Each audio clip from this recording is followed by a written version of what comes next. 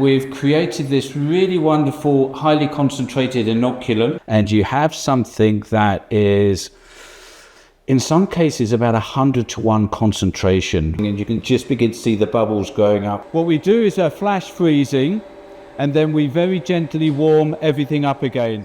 Hello everyone, I'm Charlotte from True Health Talks, and I'm here with my very good friend Graham Botfield. He is the founder and formulator of Living Nutrition, and we're going to talk all things fermentation. So thank you so much for being with me today, Graham.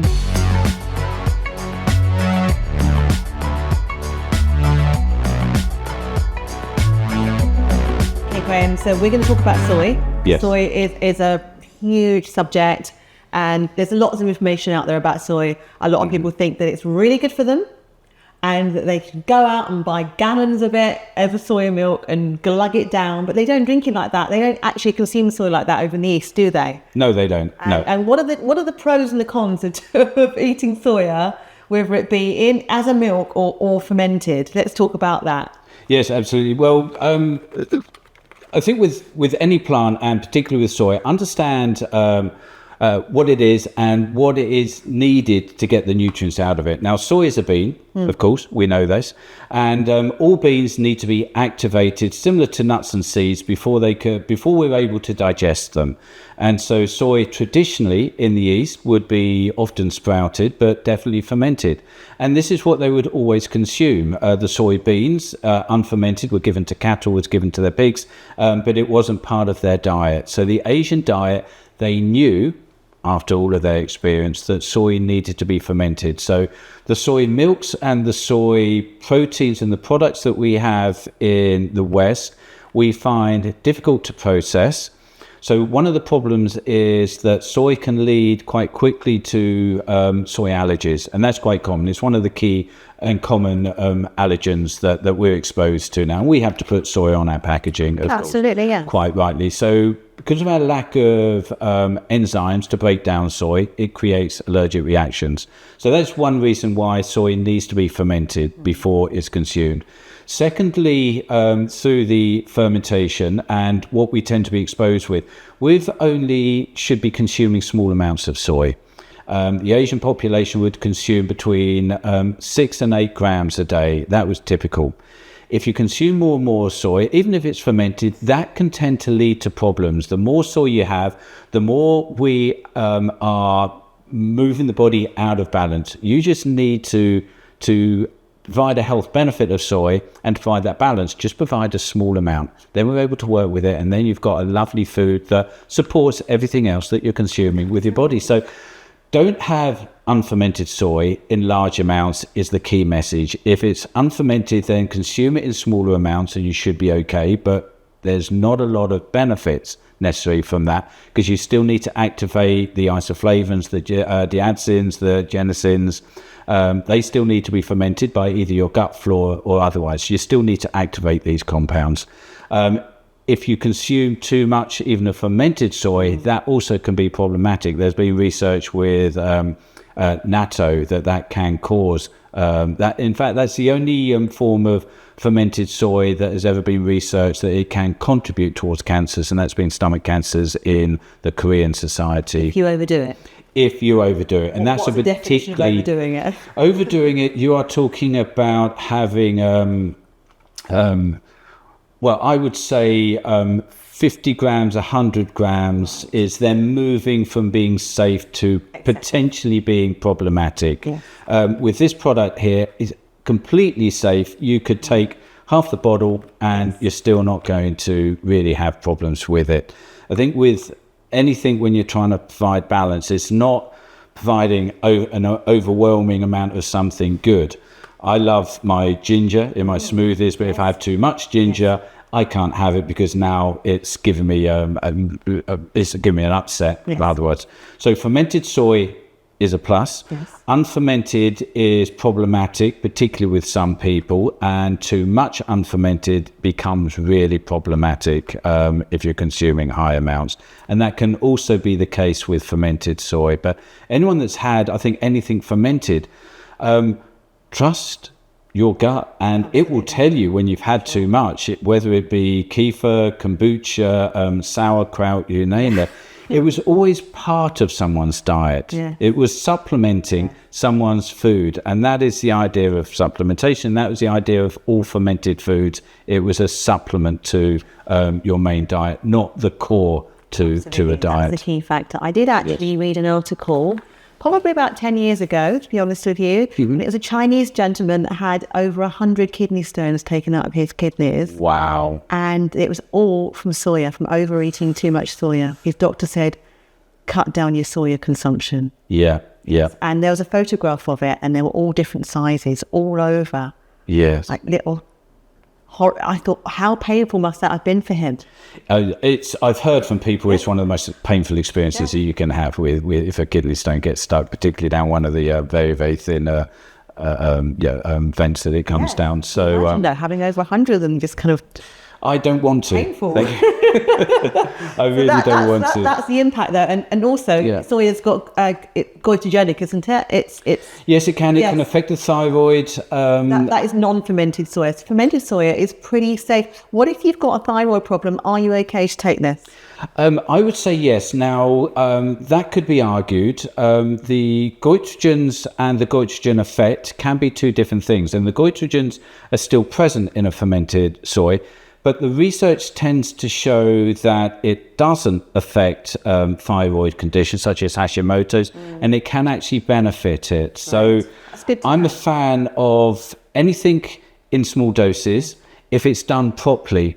The world that we're moving into and where it begins to get more complicated is that with fermentation being seen as a positive and people looking for fermented foods, you do have companies that are looking to do things on the cheap because fermentation is not cheap. Absolutely. And so you have companies that are kind of waving a microbe at the soy and telling you that it's fermented. And if they ferment for an hour a day or otherwise, then it's not fully fermented and you can still have those problems. So now you're moving into the realm that, I took a fermented food, but I still reacted to it.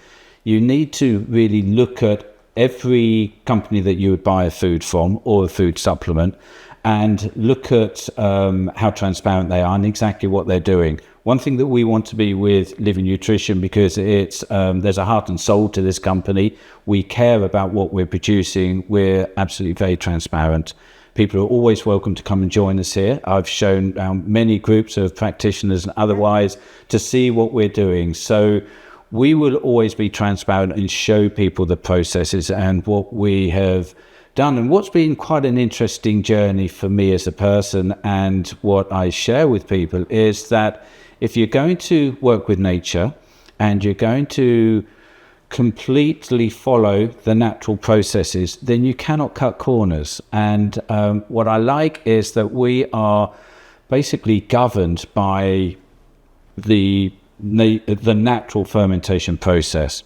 So the process, which I've not explained actually, is that we start with organic ingredients. We powder all of our ingredients, so that gives greater surface area. So we start with a powder. That's on one side, a lovely organic powder of turmeric, ashwagandha, you name it. And I'm very careful on where I source these from. Everything is ethically sourced. We will wild harvest, but organic is the minimum certification that we work with. So the raw ingredients we're very, very careful about. The soy is always organic, non-GMO. It has to be, because that is a problem, particularly with proteins.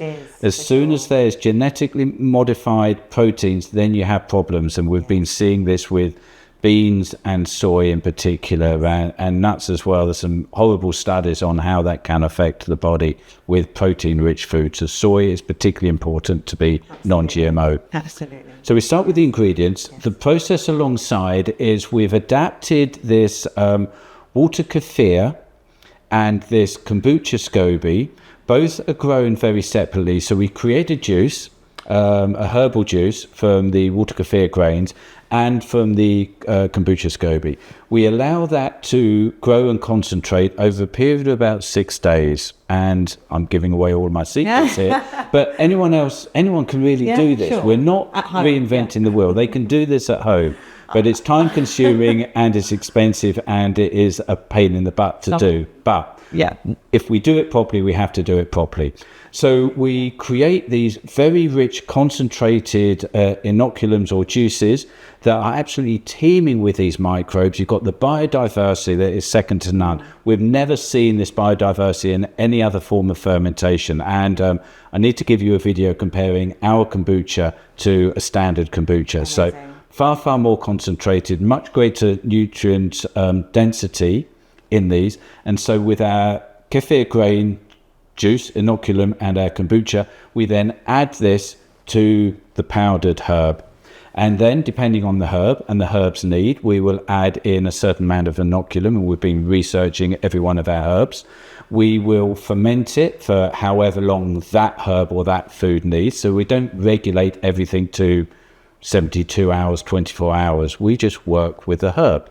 We monitor it every day underneath the microscope. We test it for its acidity, for the sugar levels, because there's a lot of natural sugars in some of these foods.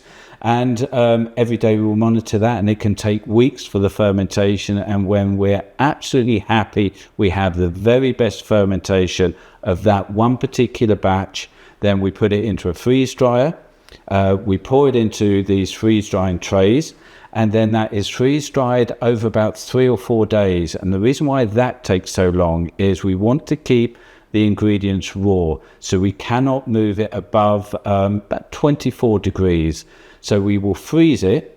We will then warm it up very slowly without any heat impacting on the enzymes, the microbes otherwise. And then at the end of this, all of the water is evaporated off. So it's highly concentrated. There can be no alcohol in the end product because this is also evaporated off. And you have something that is, in some cases, about 100-to-1 concentration from the root or the plant to the end product. There is no water there, no water activity. It's shelf stable for 3 years. And it maintains all of its nutrient integrity. And it is back as a powder that you can take as a capsule. And it is, but this takes up to a month. The whole process takes up to a month. So we could cut corners, we could freeze dry quickly, but then we would lose a lot of nutrients. We could ferment on a quicker time, but then you haven't got all of the benefits we could have. We don't necessarily have to use organic ingredients, but then you want to do the best by every step. And if you do the best by one step, you can't cheat the next step, because why invest in high quality ingredients? Why invest in such a long and best fermentation if we're not going to freeze dry properly? So this is what I like, is that we've looked at every step, we've tried to perfect every step, and then all of this leads to, at the end, when we study and research this, we have something quite amazing at the end in every one of our products. Absolutely, dear Graham. And I have to say, I did try the symbiotic and I loved it. I thought it was really fantastic. It really is. It's got an interesting flavour. Anything fermented has, but the one of the benefits, similar to milk, when you ferment milk into kefir, you now have something that has a very strong aroma and a very strong taste. Straight away, these compounds are having an effect immediately on your senses. That has an effect on your digestive processes, of course. And so fermented soy, similar to fermented milk, is really helping to re-educate your digestive system. The benefit of regulating and re-educating your digestive system through these fermented compounds means that you now have this natural flow of a river. This supports the gut flora. This supports any inflammation. This supports the gut lining and everything. So everything knocks into something else. That's the beauty of nature. So what would you say if someone had SIBO, for example? Well, the kind of translocation and things are kind of where they should be. What would you say to them? Well, thank you for that question. And it's understanding what SIBO is and how SIBO manifests allows you to understand how you can resolve that. So SIBO is a small intestinal bacterial overgrowth by its name. And it can be described as dysbiosis. So something is out of balance. What has caused that imbalance? It could be antibiotics, and then you could argue that by taking antibiotics, which takes out the good guys as well as the bad guys, just putting some of the good guys in helps re-regulate that. But most dysbiosis has come from a state of imbalance, and the environment within your digestive tract has changed to something that is being unsuitable and then causing a problem such as SIBO. So Candida is a typical example, and one that people are familiar with. It's very common, isn't it? Would you not say? It's very common. I mean, if you, not that I watch TV, but if you look at that, if you go on and watch TV for a day, most of the adverts are directed towards digestive problems. Yes, they are. Medicines for digestive problems. We are a nation of people with digestive problems. We are, and we deserve to be because of our diets and how we look after our digestive tracts. We live on stimulants. There are stimulants pretty much in everything. We wake up with a coffee, with a sugar breakfast, be it cereal or otherwise. We enjoy being stimulated, and one of the primary stimulatory mechanisms is through our digestive tract, because it's where most of the stimulus is. Most nerve endings, in fact, all nerve endings can be found in the digestive tract as well. So we have created this problem through the diet that we have, and that is what leads us into SIBO and dysbiosis, and that leads to candida overgrowth, because the environment has changed to being conducive to certain microbes but not all microbes. They've done studies that have shown that the healthiest, most diverse gut flora has come from the paleo diet, from when we used to have the greatest array of fruits and vegetables, the greatest colour of fruits and vegetables. So the more diversity that we have of food, the more diversity we have of microbes. As soon as we limit our diet and we focus on acidic foods otherwise, then we have acidic bacteria grow in there, which tends to be the lactic acid bacteria. So that is where most dysbiosis is on one side. We have too much acidic bacteria, which you could argue acidic probiotics are not necessarily the best thing to rebalance that dysbiosis. On the opposite end of that, candida is not caused necessarily from acidic food, because they don't like an acidic environment. They like an alkaline environment. A lot of people don't appreciate this, but this is absolutely shown, because candida produce ammonia, which is one of the reasons why people get fuzzy heads and have liver conditions by the toxins and the ammonia-like toxins that they produce. So they're a little bit on the opposite end of the scale. But it simply comes down to, if you change the environment, things reharmonize very, very quickly. And I've used this when I've talked about the gut flora as an example of how best to understand this. We're talking about living organisms here. Now, if we took every human on planet Earth, the 7.8 billion humans on planet Earth, put them in a nicely tight capsule, took them off to the moon and opened it up, how many survive? Absolutely zero. It's the environment that dictates life, and we would always get microbes through into our digestive tract. They don't need to be specially coated. We don't need enterically coated capsules. We don't need special resistant strain bacteria. They will get there. Any company that is telling you that, well, bacteria cannot survive the acidity of the stomach acid, so our probiotic needs to be taken because we know that it will survive. The simple question is, how did they get there in the first place through our ancestors and our forefathers before probiotics ever came along? Interesting. Food-based bacteria do survive. It's been shown with kefir, it's been shown with our product that we get an 80% survival rate, and we're able to repopulate and rebalance that biodiversity much, much quicker, because food is the answer for anything digestive. It makes sense, doesn't it? It really does. And it's these light bulbs that go off. If you want to re-regulate the digestive tract and you want to have a river rather than a pond, as soon as you get constipation, then the organism environment changes, because you have different organisms in a pond than you would in a river. So you need to keep everything with this natural flow and the harmony of your digestive processes.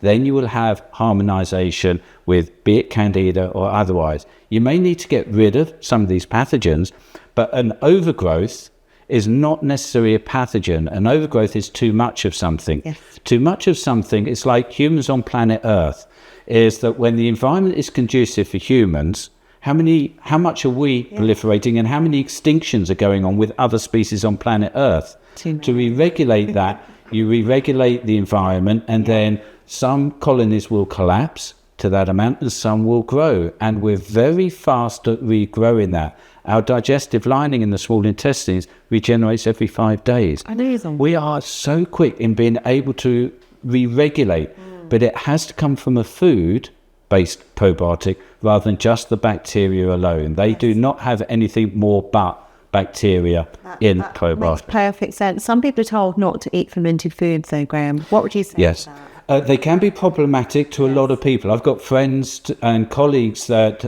really struggle with fermented foods. Yeah. Some people, I worry that they will always have these issues, but if they can begin very gently by taking the smallest amount to begin that journey back, then there's every chance, and I've found this with most people, that after a period of time, they're able to tolerate more fermented foods, and then they can adapt and they can bring those into their diet. Eliminating fermented foods does mean they are missing a big part of the picture. Yes. But some people will always have problems with those. Fermented foods do contain, and it depends on which microbes and which foods you're talking about, do contain histamine or histidine, and that can be problematic to some people, but generally not. And generally, most people can tolerate that. But I would always say with this, the symbiotic and with other products, always start with one capsule at a time and split the dose. Don't overdo it. If you've ever had proper grandma's kefir or kefir, it is very strong. It tastes like old socks and it's overwhelming. And you have a sip and you think, oh my God, no. The next day you have 2 sips. After about a month, you're going to be craving a glass of kefir. That is how the body will channel itself. Going back to what you said about histamine and histidine, what if you've got mast cell activation and you have to avoid histamine-rich foods? What would you say that maybe one of your products, maybe your mushroom, your reishi would help? Yeah, I would suggest going with the reishi, and I have tried that with a couple of people with similar conditions, and it's worked very well. Amazing. Very much at the experimental stage. Now, this is something that I am trusting in, but I'm not going to say this will work every time. So I am interested in this area. Soy can be problematic for those because with the proteins and the because histidine is an amino acid that is produced from proteins, then you're likely to have more of a problem with fermented soy as you would with reishi. So reishi would be an interesting one to try. But you've now, I think with all chronic conditions and mast cell activation, if we align that with these chronic conditions that people have developed into and they have this problem, to lead them out of that, it needs to be small steps, and where they may have been able to tolerate fermented foods, that can now be a problem. But that could also, at some way along the line, back into health, be part of the solution at some stage. Where that is, I don't know. And it gets a little bit complicated to see how they quickly. What would you say if they told you that their health professional, like their dietitian, had told, or their doctor or their therapist had told them to avoid fermented foods? Because some of them do. Yes, they do. Absolutely. And I've seen that, and I've seen mixed things. Firstly it's very individual. Yes. It really is. And you need to really find out for yourself. And I was a great fan when I was practicing as a therapist. I would, again, come from the classroom and go into therapy and provide or prescribe the recommended diets and otherwise and turmeric. I then evolved and had much more success when I would be working more as a health partner with a client, and I would be asking them to experiment and try things. And it can be a hit, it can be a miss. Yeah, sure. But it is learning what works for them. And I think it is inappropriate if any practitioner would say, never have this, never have that. Absolutely. Based on nothing more than, I guess, certain research protocols otherwise. Yes. Because spices are not for everyone. I don't do very well on turmeric. I often recommend it, but turmeric I don't like. Ginger I do. Very closely related, but one I struggle with, one I don't. So with herbs, as we were talking about earlier, I would always say, have a herbal tea of this and that and see whether it resonates with you, whether you enjoy it. With fermented foods, if you try a small amount and you react badly, okay, you've tried that and it's unfortunate, and now is not the time to introduce that to you. Maybe later is. There's a value of fermented foods. There's a value of all of these plants that are very important in terms of someone's health, in health recovery, in dealing with a condition and maintaining health. And there's different steps on where that might be important to you. But the value of fermented nutrients is absolutely huge, that if you can tolerate them, then there's a lot of benefit to be having from those. And there will always be a state of dysbiosis if you have moved into certainly a condition such as muscle activation. Then there will always be some form of dysbiosis going on, and it's going to be very hard to recover from that and come out of that if you don't introduce at some stage of your protocol. So it's worth trying and experimenting. Yes, it doesn't surprise me. Yes, if it's a herb or the fermented food that you do react to, it's going to go in a day or so, and I apologise if it's giving you either stomach cramps or headaches, which it can do because the gut-brain link can be very, very sensitive. Yeah, and some people, maybe they haven't had any nutritious in their bodies for quite some time. Yeah. This can be, and people really can react to very, very healthy foods. I remember when I was working with IBS clients, I had quite a few of them, and I made the mistake early on is completely overhauling their diet. And I would be giving them a completely different diet to what they had, and they would be reacting to it. And they'd say, Graham, late at night, Graham, I took that pear that you recommended and it's given me such bad digestion. And now I know through my poor clients in the past is little and gentle steps, and it really needs to be that. And people need to be patient, but they need to expand their vocabulary of their diet rather than restrict it in most cases. Many people can be hypersensitive to a number of foods, but the target and the end goal should be a variety and more of a freedom of their diet. That needs to be their end goal. So somewhere along the line, this should be part of their diet. Where that is down to the person. Oh, and would you recommend you can take these things long term? Oh, absolutely. They should be like adaptogens, like mushrooms, which are true adaptogens. They are safe to be taken long term, and you can benefit more and more with that. One of my upsets when I hear and I look at the research on some of these adaptogens, such as rhodiola, and practitioners are telling me that, you need to come off rhodiola after 3 months because you lose the benefit of that. That is only because they're taking an extract of that plant, not the whole. When you take an extract of something and you concentrate it, it is no longer an adaptogen, and now you are firing nutrients into the body that the receptors will begin to reduce because there's too much coming into the body. And then you will lose the impact of something that is over concentrated. As the whole, you should never be need to come off it. You can benefit from it the longer you come. It's like having a worn pair of gloves. They become more comfortable. It makes perfect sense. There's somebody who's under huge amount. Let's use, for example, someone who's got a high-powered job under huge amounts of stress all the time, which is not natural to be under that amount of stress continuously. No. Rhodiola, ashwagandha are ideal for those kinds of conditions. Yes, they are. They're perfect. But it's not about the harder you work and the more stressed you are, you need to give them more of a herb. It's absolutely wrong because you're now giving them more of a burden the body needs to deal with.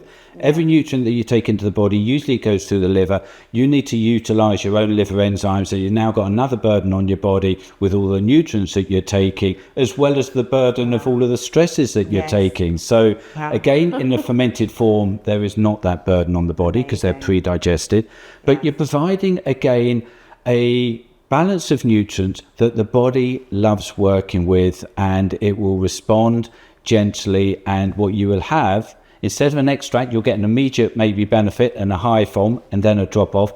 With this, you'll get this gradual noticeable benefit that typically within 2 weeks you really do benefit from. And our true adaptogens, I love this product.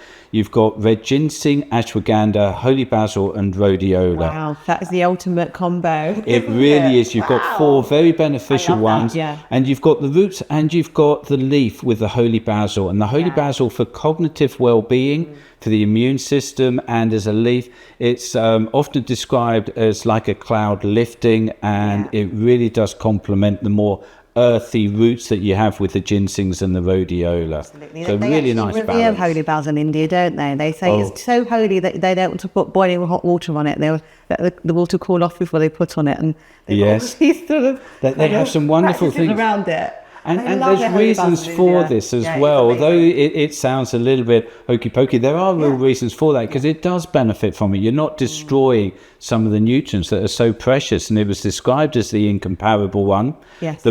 Part of the reason why it's holy is that they would put holy basil or grow holy basil around the doorways and the windows of houses to prevent bad spirits coming in. Yes. And that's the benefit that it tends to have on the brain. It prevents all of these stresses coming into the body. There's research when we talk about the stresses that we're exposed to, holy basil with radiation. And so these physical compounds that we're exposed to, holy basil is very effective with that. So it's one of my favorite herbs. Amazing. It's one that some people do really well on, some people less so, but that's largely because of their ability to process holy basil. In its fermented form, everyone does well with fermented holy basil, because any of your limitations on being able to activate these herbs are not needed. Incredible. So it's for anyone that's dealing with any kind of environmental or physical stress, that is an ideal formula. It's a really nice one. It's one that I would say is a general one. It's one that I add to my protocol every day. I take personally the 2 adaptogens, and I do work all the hours, and this makes a big difference to my fatigue. The symbiotic, everyone should be taking a symbiotic, and I have the chaga as well. And this served me very well during through COVID and otherwise, and for a general immune builder, I really am a huge fan of the chaga. So the fantastic trio. They're mine, not necessarily for everyone, and we have herbs that suit any case. What I've made sure with the research that I've been doing, we've been going 10 years now, is that I want to make sure that fermentation adds value to that particular plant. Roots, we know it adds value to. Leaves, we're seeing with all the leaves, lemon balm is a wonderful one that we ferment, as well as the holy basil. So far, a couple of them we've had mixed results from that I haven't released because I'm not convinced it adds value to that plant. But everything that you see with our portfolio, we know that it adds value to that particular plant, the fermentation. So yes, it's so people want to buy these, where do they go for them? Well, they can come to our website, livingplanet.co.uk. Most health stores stocking this, particularly in London. Fantastic. But yes, it's but if you live out in the Outer Hebrides, then you have to go on your website. And they have to go on the website. We're only selling through the website into the UK. It's not easy to sell these abroad, but no, they should be accessible. Yeah, they should definitely be accessible, and they're amazing products, and I'm looking forward to trying them all. Actually, I've only tried a few so far, but absolutely amazing. Thanks, Charlotte. Well, we're going to go into great chat, but we're going to go and look at your. We're going to taste some of this fermentation, and that's really the real test of whether it's a good product or not. So that's more exciting. Okay, let me introduce you to our fermentations. This is our fermentation room, and what we have here are our water kefir grains at the bottom here, and we've created this really wonderful, highly concentrated inoculum. This is the juice grown from our water kefir grains. It does create a nice little SCOBY along the top. This is showing how active everything in here is.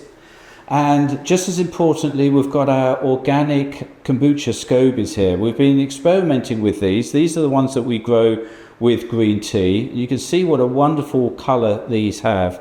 And so with these juices that we create from our kombucha scobies and our kefir grains, these go into our raw ingredients, our herbs, and then we ferment these in stainless steel vats.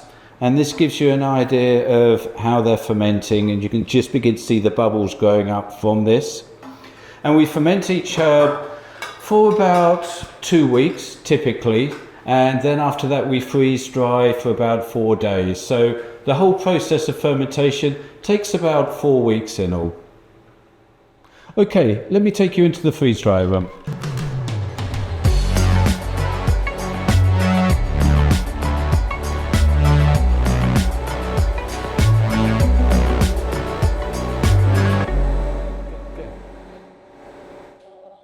So it's a bit noisy in here, that's because the freeze dryer is on at the moment. This is Cyclops, our freeze dryer. What we do with the liquids when they finish their fermentation, we need to turn them back into powders, and we want to concentrate them much more. So these go into trays into the freeze dryer.